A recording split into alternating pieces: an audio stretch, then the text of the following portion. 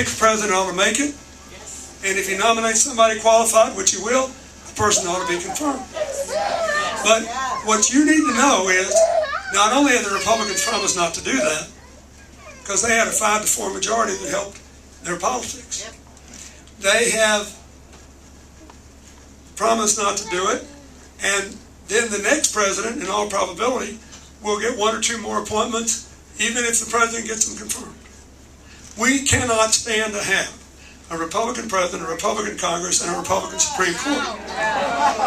We need a Supreme Court that thinks voting rights should be expanded, not restricted. A Supreme Court that believes belonging to a labor union is a right, and if you want to ride alone, you should at least pay for the services the union provides to you. We need a Supreme Court who wants to revisit Citizens United, which hung a for sale sign on the door of our democracy. I never thought I'd live to see the day when the U.S. Supreme Court would say the First Amendment's right of free speech includes the money in your pocket. Which means, obviously, to anybody who can read the words, that the billionaire and the minimum wage worker are equally free to spend everything they want on politics. He used to teach that constitutional law. I'd flunk somebody into that answer. We got to do this together, which means the next president needs to be somebody who knows when to stand their ground and how to find common ground. And my argument is simple. Hillary's the only person you can vote for in either party who has spent 40 years plus taking aggressive action to change other people's lives for the better. From the time she got out of law school and went to work for the Children's Defense Fund, fighting the incarceration of juveniles in South Carolina, the wrongful claiming of tax credits for segregationist academies in Alabama, registering Mexican-American voters who were systematically kept out of the political system in South Texas, providing people in the Ozark Mountains their first access to the civil justice system in their lives. She's always been about making something good happen. Long before anybody knew anything about universal preschool, she came to see me once when I was governor, almost as if she were another constituent. She said, you know, we got 6 of the poorest counties in America, the 20 poorest counties in America. You got all these parents that can't read, they can't write. They don't know arithmetic, they know nothing. And their kids are going to start school and they'll never catch up.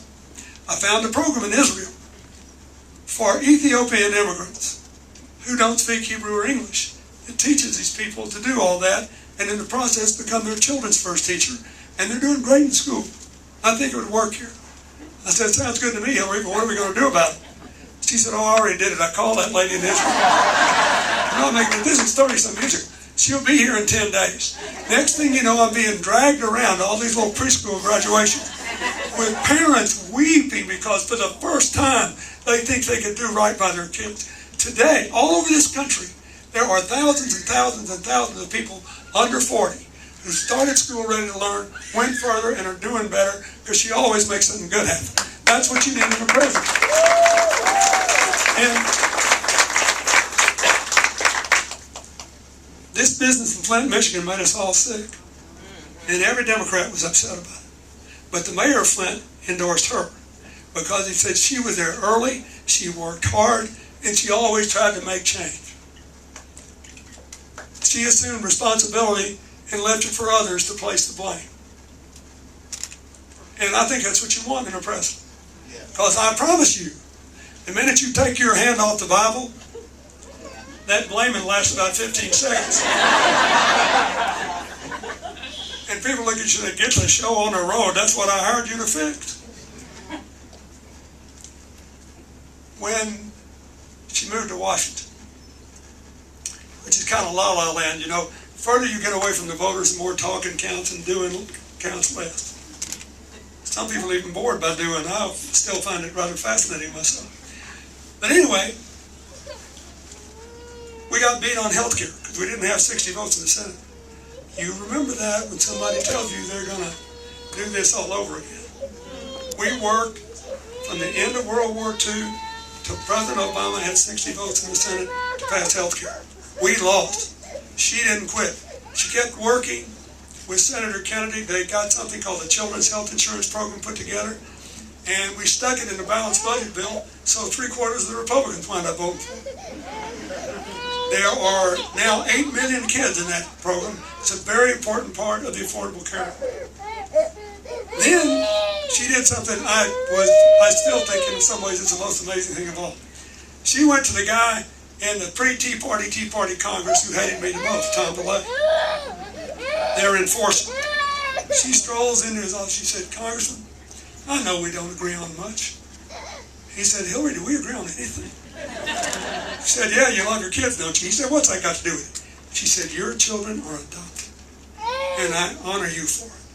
But this country is about to choke on a flood of kids aging out of foster care because people are afraid to adopt non-infant children and afraid to adopt children with special needs.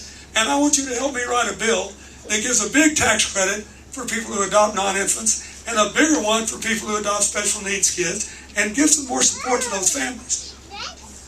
They did it, and by the time I left office, there had been an 80% increase in adoptions out of foster care. She always makes something good.